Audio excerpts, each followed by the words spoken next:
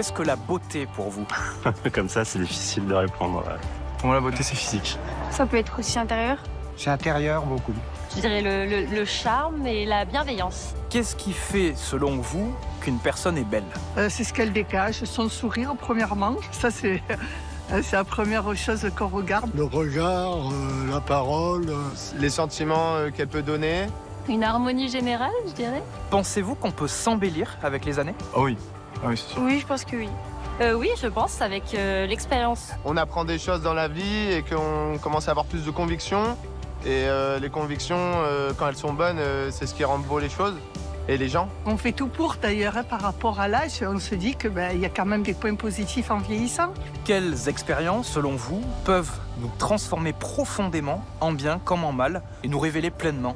Le voyage, la rencontre avec les gens. Ça peut être la maternité, la rencontre avec des enfants, avec un conjoint, une conversion, quelque chose de spirituel. Un malheur, un grand malheur peut transformer les gens. Les expériences de la vie, l'amour, ouais. Qu'est-ce que pour vous, une personne épanouie? C'est une personne qui est elle-même. Qui a accompli ses objectifs. C'est quelqu'un qui est heureux de vivre, de se lever tous les matins. Bonjour et bienvenue dans ce nouvel épisode de Ma Foi, l'émission qui parle de la foi chrétienne et qui pose des questions sur de grands thèmes de société. Aujourd'hui, nous parlons de beauté. Pas celle qui s'affiche, mais celle qui se révèle. Existe-t-il un chemin intérieur permettant de révéler notre potentiel? Et si se découvrir, c'était ça, toucher la vraie beauté? Pour tenter de le comprendre, nous avons mené l'enquête. Comme un ingrédient caché, la beauté se révèle également dans le parcours intérieur de chacun. C'est comme observer une graine germer dans l'obscurité, révélant peu à peu ses couleurs et ses formes. Un peu plus tard, direction l'Alsace avec Damien. Il nous emmènera à la rencontre de Christian, cultivateur de sapins. À ses côtés, nous découvrirons un véritable savoir-faire, l'art de révéler la beauté de cet arbre emblématique de Noël. Une invitation aussi à réfléchir à nos propres chemins de transformation. Regarde, clac, là tu as 5 cicatrices. Okay. Mais en fait, c'est grâce à ces cicatrices en fait, que cet arbre va se révéler. C'est comme les épreuves de la vie de tous les jours. Et puis, il y en a qui peuvent être plus durs que d'autres. Des accidents, des maladies, des séparations, le deuil. Et pour m'accompagner tout au long de cette émission, j'accueille Eliane Drugeau. Eliane Drugeau est psychopraticienne, passionnée par la rencontre qui transforme et qui guérit. Elle accompagne, portée par sa foi, tous ceux qui désirent vivre ce processus de transformation. Eliane, bonjour. Bonjour. Alors, je suis curieux de savoir comment t'es venu ce désir d'accompagner les autres. Personnellement, je suis née quasiment avec une Bible et très rapidement, je me suis mise à la lire. J'étais en recherche de Dieu et j'ai été très touchée. Le premier texte en fait qui m'a touchée et que j'ai surligné dans ma Bible était un texte qui parlait de l'amour. Et l'amour, je me disais ça, c'est quelque chose dont j'ai vraiment envie, j'ai envie de le vivre. Ça est devenu un peu comme une boussole dans ma vie, un peu comme un projet de vie. Par la suite, je me suis formée comme infirmière et je suis partie assez rapidement en mission humanitaire au Bénin. J'ai fait un remplacement dans une clinique pédiatrique et là, j'ai vécu quelque chose de très difficile en fait. Je me suis retrouvée avec un enfant, un bébé en consultation qui était très malade. Je me suis trompée de diagnostic et cet enfant est décédé. Personne ne m'a rien reproché. Mais moi, je me suis sentie dans une culpabilité terrible. C'était une culpabilité paralysante qui me figeait en fait dans mon élan de vie. Et là, avec la connaissance de la Bible que j'avais, c'est comme si j'ai pu enfin comprendre en fait finalement cette notion de grâce. J'ai compris que sans la grâce, je ne pourrais rien faire. Sans la grâce, je pouvais pas risquer ma vie, je pouvais pas oser m'engager dans cette vie. Ça a été une première expérience à partir de laquelle j'ai cheminé avec Dieu sur un chemin de croissance. Je suis donc rentrée en Europe et puis quelques années plus tard, je suis repartie dans un autre pays d'Afrique en mission et je pensais que j'étais quelqu'un de facile à vivre, qui m'adaptait facilement, que ça serait facile en fait. Et je me suis retrouvée dans une équipe avec des personnalités très fortes, très affermies, qui savaient ce qu'ils voulaient. Et j'ai été complètement déstabilisée. J'arrivais pas à trouver ma place. Je me suis rendu compte que j'étais incapable de défendre mes idées. Je pense que j'étais même incapable juste d'être moi-même dans une équipe si différente de moi. Finalement, je suis rentrée et c'est là que j'ai commencé à me former à la relation d'aide.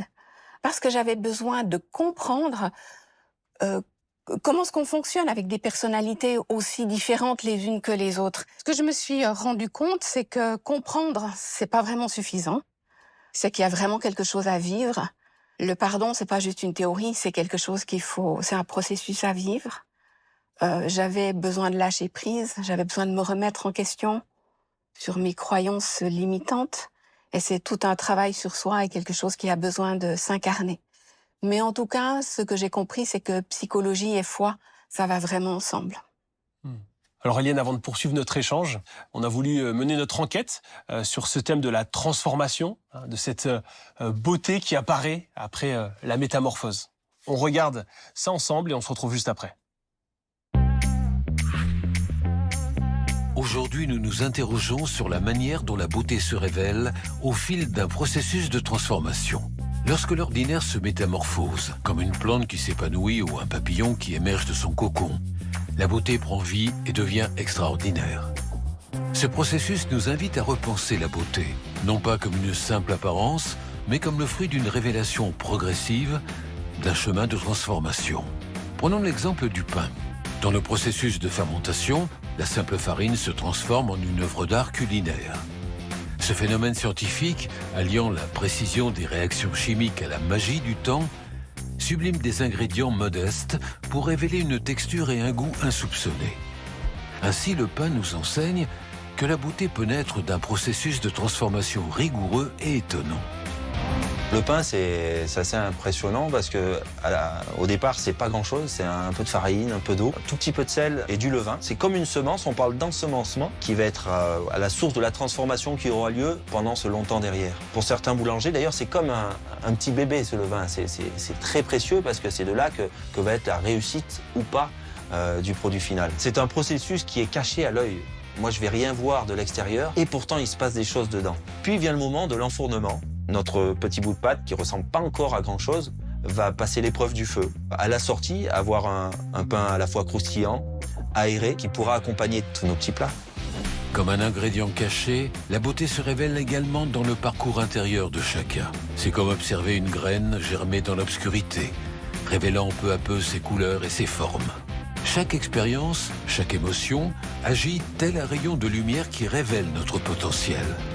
En acceptant nos imperfections et en progressant, nous laissons notre lumière intérieure briller et transformons notre regard sur le monde. Nos critères de beauté changent, nous invitant à apprécier la richesse de nos différences. Il y a du beau dans la nature, il y a du beau dans l'art, dans les produits de l'activité humaine. Il y a de beaux bâtiments, de beaux vêtements, il y a même du beau dans la gastronomie. Donc on pourrait penser que c'est absolument naturel et nécessaire qu'il y ait du beau partout, un peu comme il y a de l'oxygène dans l'air. Et pourtant, il n'en est rien. D'abord parce qu'on peut vivre privé de la beauté et de sa jouissance. On peut vivre indifférent à la beauté. Et ensuite, le beau n'est rien de naturel, comme le prouve le fait que les civilisations et les époques ont des canons esthétiques tout à fait différents et variables. Alors, que faut-il en conclure ?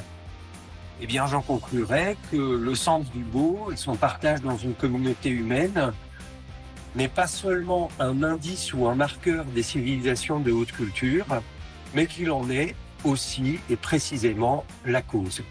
Donc la beauté, c'est ce qui nous rend beau à mesure que nous la recherchons. Chaque individu, par sa singularité, contribue à former une mosaïque humaine authentique.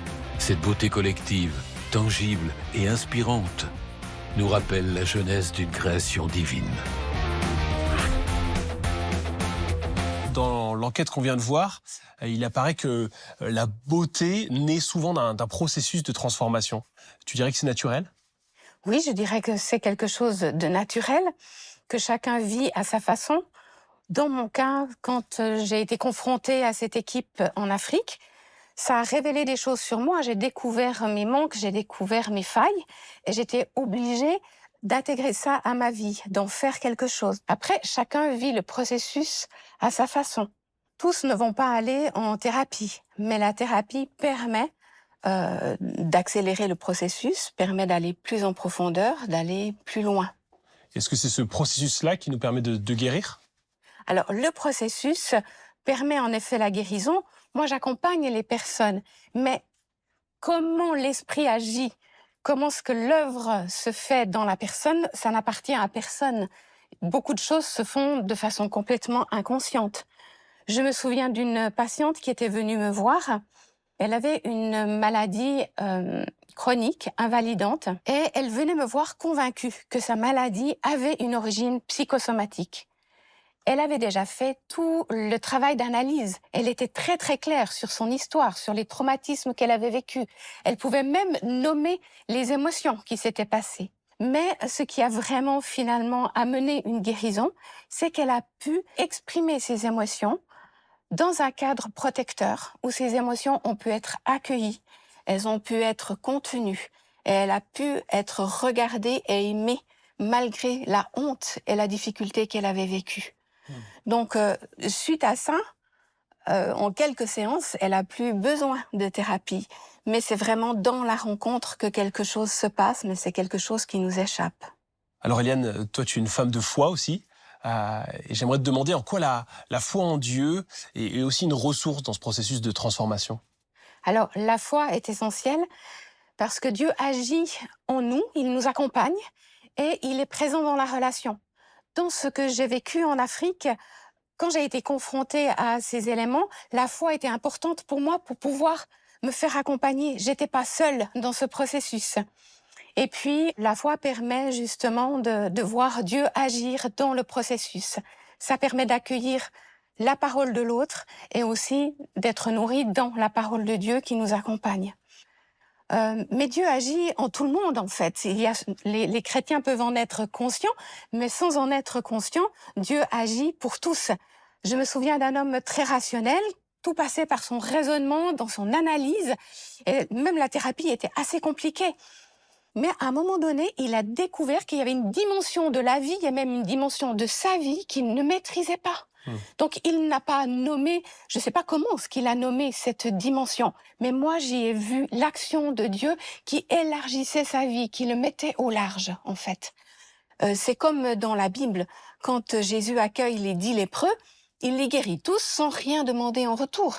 Il y en a 2 qui reviennent pour le remercier, mais Jésus ne l'avait pas demandé, c'était gratuit. C'est ça l'amour de Dieu, c'est ça cet amour et cette grâce gratuite pour tous.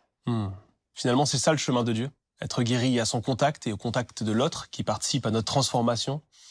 Eliane, ce que je te propose maintenant, c'est d'aller en pleine nature avec Damien qui rencontre Christian, qui est cultivateur de sapins. Il sera question de transformation et d'une beauté révélée. On regarde ça ensemble et on se retrouve juste après. Direction Bourg-Bruche, un charmant village au cœur de l'Alsace où je retrouve Christian, un producteur passionné de sapins de Noël. Aujourd'hui, il m'ouvre les portes de son univers et me partage son savoir-faire pour révéler la beauté de cet arbre emblématique des fêtes. Pour lui, le sapin n'est pas qu'un symbole de Noël, il est aussi une représentation intime de son propre chemin de révélation à la lumière du Christ. Bonjour Christian. Bonjour Damien. Très content de te rencontrer. Je t'en prie, sois le bienvenu. Ton exploitation est extraordinaire au milieu des sapins. Je crois que c'est une exploitation familiale qui te vient de ton papa, c'est ça? Effectivement, c'est mon père Charles qui a commencé cette exploitation il y a de nombreuses années, un petit peu avant mon naissance. Et c'est toute l'année que je cultive les sapins. Et vers novembre-décembre, il y a les familles qui viennent et qui choisissent eux-mêmes leurs sapins dans la plantation. Et ils viennent les couper eux-mêmes? Eux-mêmes, avec la scie, je donne aussi, et puis ils choisissent, tu vois, plein d'enfants qui se promènent, là, plein de familles, ouais. Alors, est-ce que c'était une évidence pour toi de reprendre l'exploitation familiale? En quelque sorte, une évidence, oui, parce que je suis le seul garçon et que ça allait dans cette direction, mais il fallait à un moment donné aussi que j'accepte vraiment à 100% l'héritage qui était pour moi. Je me rappelle d'une phrase que m'a dit ma sœur, c'est que je ne vais pas faire que du sapin dans ma vie. J'ai compris qu'il y aura quelque chose de beaucoup plus grand que mon travail. Mais mon travail m'a permis de découvrir ces chemins de foi et découvrir Dieu. Là, tu me donnes vraiment envie de découvrir ton métier et puis ton parcours de foi aussi. Pour que tu comprennes tout, on va sur le terrain, dans la parcelle. Allez, je te suis.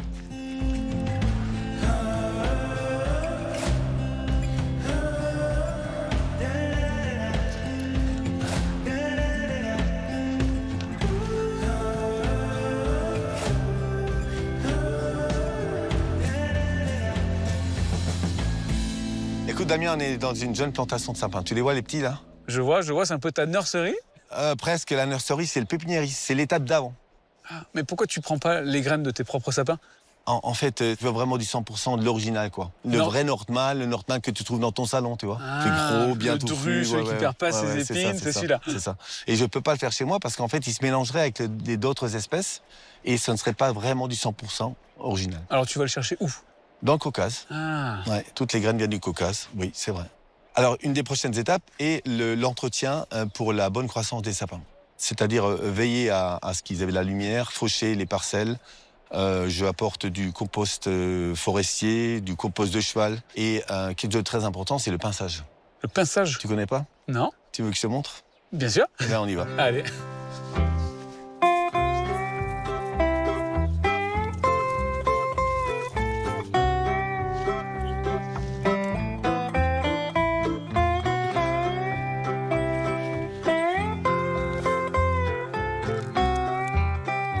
Tu vois les 5 couteaux? Alors, moi, je connais les sécateurs pour travailler la forme, mais là, C'est ça. c'est quoi exactement? Mais là, en fait, ça sert pas à couper, ça sert juste à pincer, à lui mettre 5 cicatrices. Tu vois, regarde, clac, là tu as 5 cicatrices. Ok. La sève a coulé et ça va donner comme un petit garrot afin que le terminal, c'est-à-dire la pointe, pousse moins en longueur. Et ça va y réveiller toute sa beauté et surtout un sapin qui est bien plein vers le haut, tu vois. Ce qu'on aime bien voir dans le salon. Alors, regarde, essaye de la faire. Alors, tu le places là. Voilà, tu vois. Ah, je ne peux pas lui faire trop mal. C'est ça. Jusqu'à la moitié à peu près? Oui, c'est ça. Waouh. Ah ouais, on dirait qu'on va lui... Ok. Ah ouais, là, ça coule. Je vois la sève qui coule là. Voilà. Mais en fait, c'est grâce à ces cicatrices en fait, que cet arbre va se révéler. Si tu n'avais pas pincé ce sapin, oui, à quoi il ressemblerait? Eh bien, tu vois le même arbre en beaucoup plus grand, avec le même nombre de branches, mais plus espacé, moins dru. Donc c'est ça, c'est l'espacement que tu retravailles. C'est ça. Alors tu vois, Damien, on a parlé du pinçage et on voit les cicatrices. Et ces cicatrices, c'est un peu les cicatrices qui vont permettre que cet arbre va se révéler. C'est comme les épreuves de la vie de tous les jours. Et puis, il y en a qui peuvent être plus dures que d'autres. Des accidents, des maladies, des séparations, le deuil. Et... Cette sève, c'est un peu comme ces larmes, des moments durs. Oui, c'est des larmes salvatrices, oui.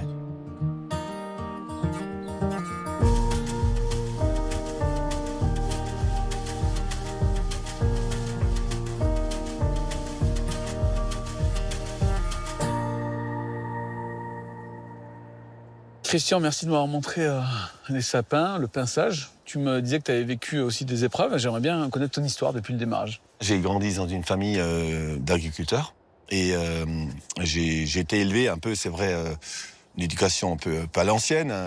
Mon père m'a appris beaucoup de choses, mais peut-être un peu dur parfois. Mais voilà, donc c'est là que j'ai grandi aussi dans le travail. Et puis, mon père est tombé malade quand j'avais 10 ans. Ah. Et je me rappelle encore des hôpitaux. Voilà, quand tu vois ton père avec les tuyaux et tout ça, ça marque. Il est décédé quelques années après, mais c'est vrai que les dernières années de sa vie, c'était assez difficile. Et à la mort de mon père, j'ai souvent rêvé de mon père. Donc, dans ses rêves, j'ai rêvé plein de fois de mon père, un petit peu comme il était, un petit peu dur parfois.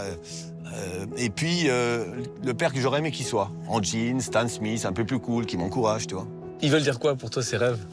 C'est vrai que j'aurais aimé peut-être un peu plus de paroles d'encouragement qu'on peut attendre en tant que fils, par exemple.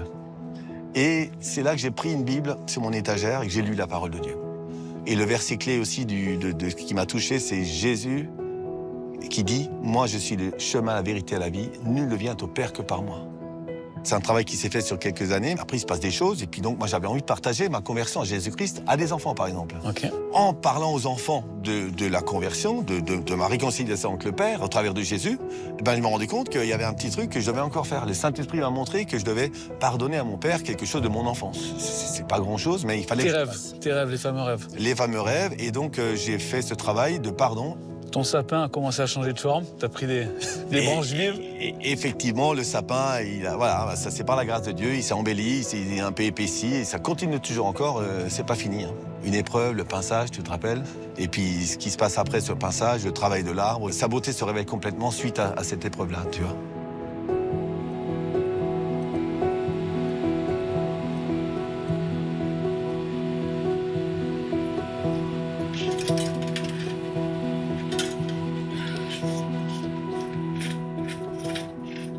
Christian, je me suis permis de fouiller et j'ai trouvé l'objet pour enfin couper l'arbre. Écoute, alors ça se passe pas qu'une hache, je te rassure tout de suite, c'est une scie. Et c'est les familles qui viennent, qui coupent le sapin dans la maison, tu sais. Bon. Tu me décourages, j'étais tellement parti là. Dis-moi, Christian, je vois tous ces beaux sapins pour les familles, mais je vois des énormes sapins, tu m'en as pas parlé. Et écoute, c'est comme les autres sapins, tu vois, ils sont bien formés, les petits qui vont entrer dans les maisons, hein, dans les familles. C'est la même chose que nous, quand on est formé à l'image de Dieu. On va aller dans le monde pour apporter cette lumière. Et bien cet arbre-là, il va servir pour un événement qui s'appelle le Noël du cœur. Okay. C'est le projet, un événement pour que personne ne soit seul le soir de Noël. D'ailleurs, cet après-midi, je vais aller voir une participante de ce Noël du cœur. J'aimerais bien que tu la rencontres.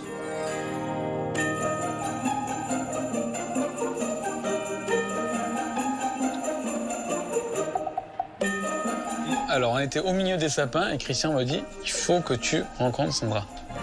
Oui, parce que c'est une rencontre un peu magique. Vous êtes rencontrés où exactement ? Complètement par hasard, au guichet d'une banque. Ok. C'est un braquage, quoi ? Ils distribuaient des invitations pour le Noël du cœur. Ne connaissant pas, je lui ai demandé ce que c'était. C'est réservé aux gens qui sont tout seuls ce soir-là. Il a l'intuition de oui, t'inviter. C'est ça. Et c'était la bonne. Ça ressemble à quoi cette soirée ? J'imagine qu'il y a ton grand sapin au milieu. Effectivement, et décoré par nos soins, avec toute une équipe de décoration. Alors, en fait, cette soirée, on est à plusieurs personnes. Et on réserve une salle, on propose un repas, le message de Noël. Super, donc toi, tu as rencontré tout le monde ce soir-là. Oui, c'est vraiment une famille, hein, en fait. Il y a une ambiance rayonnante, chaleureuse, magnifique. C'est vraiment le Noël du cœur, comme on peut l'imaginer. De nos solitudes, on fait un groupe et c'est très convivial et tout le monde est très ouvert. C'est un soir magique déjà à la base, le 24 décembre. Ouais. Et là, ils ont su parfaitement sublimer cette soirée-là. Tu avais besoin de ça ce soir-là ? Exactement, j'avais vraiment besoin de ça. Excellent. Et du coup, c'est Noël. Alors, est-ce que vous avez parlé du message de Noël ? Qu'est-ce qui t'a percuté, toi ? De Dieu, de la symbolique de cette soirée-là. Est-ce que toi, tu as une foi traditionnelle ou pas plus que ça ? Est-ce que c'était nouveau pour toi ? Moi, j'ai toujours cru en Dieu. Depuis enfant, mes parents étaient déjà croyants. Après des moments dans la vie où je me suis un peu éloignée de ça, sans y penser trop. Et ça, c'est un événement qui m'a fait me rapprocher, effectivement. C'est revenir à soi, à Dieu, à l'amour de Dieu. Ils t'ont pas fait peur avec leur Bible, leur papillote et leur sapin ? Pas du tout. Non ? Pas du tout, ça s'est très bien passé.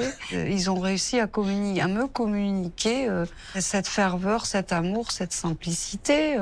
Comment vous abordez le sujet de la foi, de Christ, sachant qu'il y a des gens qui viennent de tout horizon ? Alors c'est vrai que c'est Noël du cœur, donc dans Noël du cœur, il y a Noël, et le cœur de la soirée, c'est Jésus. Alors bien sûr, on a partagé un message de Noël ce soir-là. Ça faisait écho chez toi ? Oui, complètement.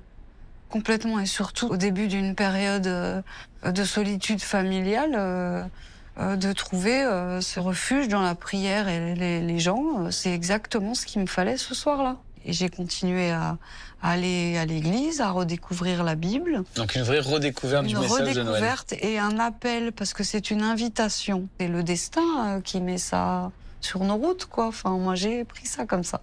Combien de temps il a fallu pour faire pousser ce grand sapin de Noël du cœur ? Environ une vingtaine d'années. Ça vaut la peine, hein ? Ça vaut vraiment la peine.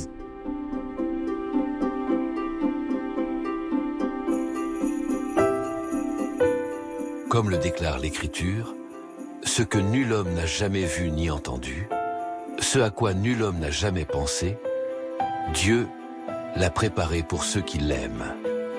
Or, c'est à nous que Dieu a révélé ce secret par le Saint-Esprit. En effet, l'Esprit peut tout examiner, même les plans de Dieu les plus profondément cachés.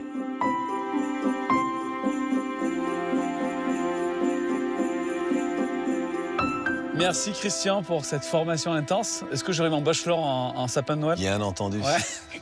Merci. En tout cas, c'était incroyable de découvrir tout ce travail de pinçage, de taille, pour rendre à ce sapin sa vraie forme, le révéler pour qu'il devienne le sapin de Noël.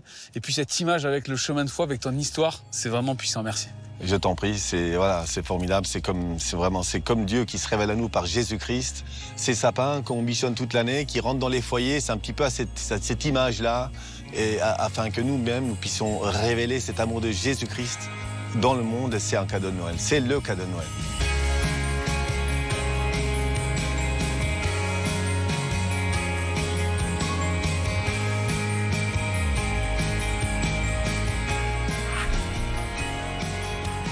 C'est bon de voir ces témoignages et puis aussi ces paysages. Est-ce qu'il y a quelque chose qui t'a marqué particulièrement dans ce qu'on vient de voir? Oui, alors quelque chose que je ne savais pas du tout et qui m'a beaucoup touchée, c'est qu'il faut blesser le sapin pour qu'il puisse se révéler. C'est une image extraordinaire des fois l'œuvre de Dieu dans notre vie. À partir de la blessure, Dieu peut nous transformer. Tu dirais que c'est le chemin de Dieu aussi, de nous transformer, de nous changer? Oui, Dieu a envie de nous transformer, mais après, tout dépend de ce que l'on veut transformer. Quand on voit dans la nature, il y a des arbres qui sont tordus par les aléas de la vie et les traumatismes qu'ils ont vécus dans leur croissance. Et ils sont magnifiques. C'est la même chose dans nos vies. Les blessures font partie de notre beauté. Et Dieu ne change pas notre histoire, mais il vient changer le regard sur notre histoire. Et justement, comment il s'y prend pour nous faire changer de regard sur ces blessures? Alors, je pense que déjà, il faut sortir de ces injonctions d'un bien-être absolu ou d'un idéal qu'on voudrait atteindre pour s'accueillir comme on est. On ne peut pas être comme les autres. Dieu va faire de nous quelqu'un d'unique. Je me souviens d'une patiente qui était venue me voir et elle était toujours en retard. Et ce retard, en effet, était très handicapant dans son travail. Mais en réalité, il avait du sens dans son histoire. Elle avait une sœur aînée qui était née à terme et qui était handicapée suite à un accouchement très difficile. Ma patiente, ce fœtus qui allait naître, était si intelligent qu'elle n'est pas née à terme. Elle est restée bien au chaud dans le sein maternel jusqu'à ce qu'on vienne la chercher en césarienne. Elle était sûre d'éviter le handicap. C'était une intelligence de la vie, c'est pas une intelligence rationnelle, mais c'était une intelligence de la vie qui l'a amenée à naître en retard. Alors, ça avait du sens.